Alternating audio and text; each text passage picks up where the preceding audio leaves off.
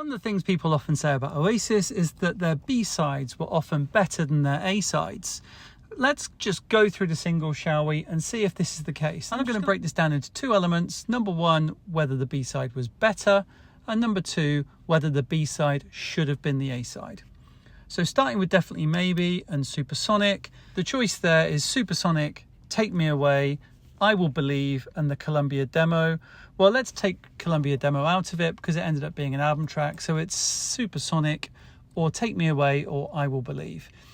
Yeah, I think it's got to be Supersonic there on both fronts. Supersonic is the better song of the three. As much as I love Take Me Away and as much as I really enjoy I Will Believe, no question, Supersonic is the better song, and it was the right choice to be the first single out of those three. On to Shaker Maker, and the choices here are Do You Want to Be a Spaceman, Alive, and Bring It On Down, a live version. So we won't do Bring It On Down because that was on the album, so we'll leave that there. But Do You Want to Be a Spaceman or Alive? The best song for me out of those is Do You Want to Be a Spaceman? I think it's absolutely a brilliant song. The choice for second single, though, no, I wouldn't have had that for second single. But maybe Bring It On Down, if it had been a recorded version, a second single, that would have been my choice there. But when it's a live version, no. So I think that we'll go, the best song is Do You Want to Be a Spaceman? But the song that should have been the A-side, still Shaker Maker.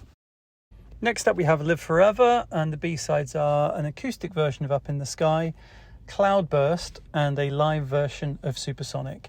I really love the acoustic version of Up in the Sky, but no, like it's an album track, it's just a different version of an album track, so that wouldn't be a single. And Supersonic live, once again, that's not going to be a single, so it's only Live Forever versus Cloudburst.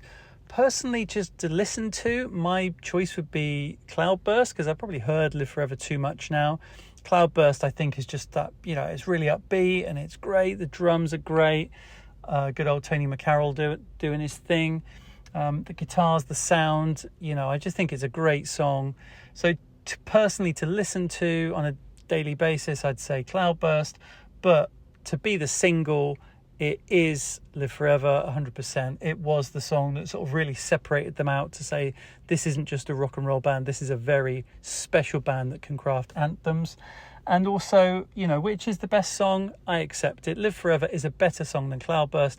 I just personally, I've heard Live Forever too much. I'll stick Cloudburst on given the choice. Closing out Definitely Maybe, we have Cigarettes and Alcohol, and the choices here are very, very good. We have I'm the Walrus live. Well, we won't do that because it's a live version. It's a cover, so no, we're not including that. But we do have two very good songs, Listen Up and Fade Away. Both of these are great. Listen Up is an absolute classic. I say it's quite similar to Slide Away, but still a brilliant song. And Fade Away is just that really exceptional rocker. It's not just really powerful, but it's also got like quite melancholic elements and quite, an interesting lyrics as well. So both great songs, but best song of the lot is Cigarettes and Alcohol. And what should have been the single? Cigarettes and Alcohol. So they were definitely right to have Cigarettes and Alcohol as the A-side.